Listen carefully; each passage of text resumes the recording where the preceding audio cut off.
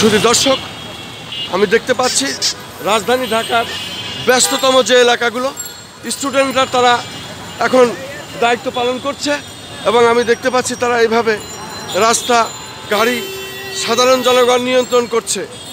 আসলে এটা আজকে আমাদের জন্য একটি গর্বের বিষয় যে আজকে ছাত্ররা এখানে নেমে এসেছেন এবং ট্রাফিকের দায়িত্ব তারা পালন করছেন। আমি সেটাই দেখতে পাচ্ছি যে আজকে দেশের এই সংকটময় অবস্থানে, বিশেষ করে এই সংকট অবস্থা নিরসনের লক্ষ্যে তারা কাজ করে যাচ্ছে।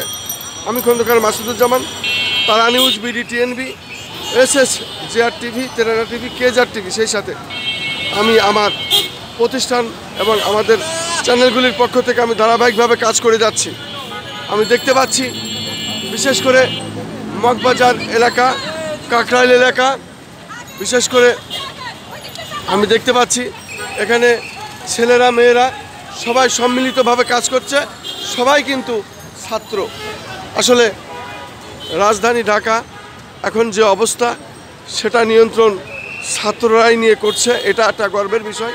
আমি দেখতে পাচ্ছি আমাদের দেশের ছাত্র সমাজ, বিশেষ করে তারা সব জায়গায়, সমস্ত জায়গায় তাদের অবদান রেখেছে।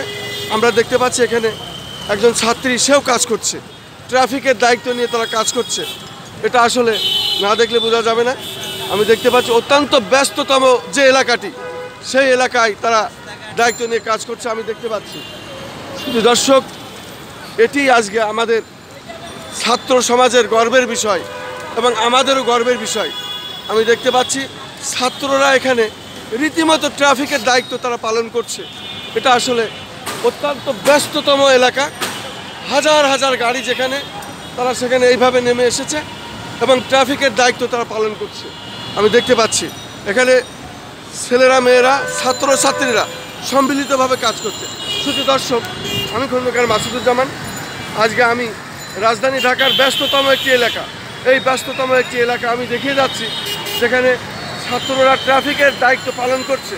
আসলে এই রাজধানী ঢাকা মানুষের বন্যা, মানুষের সাগর। এই এলাকা, বিশেষ করে রাজধানী ঢাকার প্রত্যেকটি এলাকায় আমরা দেখেছি যে যেখানে ট্রাফিক রীতিমতো হিমশিম খেয়ে যায়, সেই জায়গায় ছাত্ররা নেমে এসেছে, ট্রাফিকের দায়িত্ব পালন করছে এবং রীতিমতো সুন্দরভাবে তারা দায়িত্ব পালন করছে এবং অত্যন্ত পরিচ্ছন্নভাবে এই দায়িত্ব তারা পালন করছে। আমি সেটাই দেখিয়ে যাচ্ছি। আমি এই রাজধানী ঢাকার অত্যন্ত ব্যস্ততম, গুরুত্বপূর্ণ যে এলাকা, সেটি আমি দেখিয়ে যাচ্ছি। এটি তারা পালন করছে। আমরা দেখতে পাচ্ছি ছাত্ররাই এখন এই ট্রাফিকের দায়িত্বটা পালন করছে, যেটা আসলে না দেখলেই নয়। আমি সেটাই দেখতে পাচ্ছি। তারা এইভাবে, বিশেষ করে তাদের মধ্যে, ছাত্রদের মধ্যে যে ট্রেনিং তাদের আছে, স্কাউট থেকে শুরু করে তারা সব পেশার ছেলেরা, ছাত্ররা নেমে এসেছে এবং তারা তাদের দায়িত্ব পালন করছে। আমি দেখতে পাচ্ছি।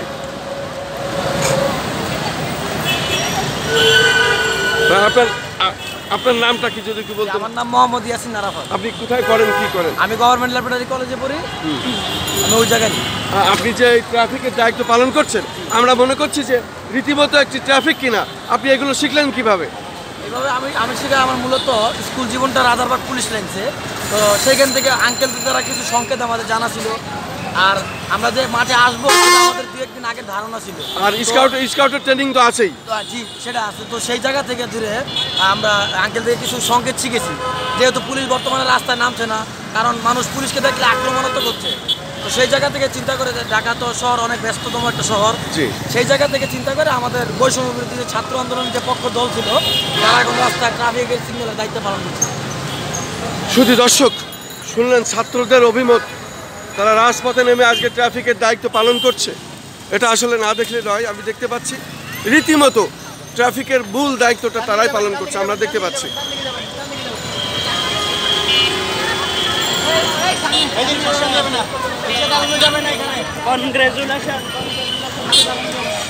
শুধু দর্শক, এই দেশের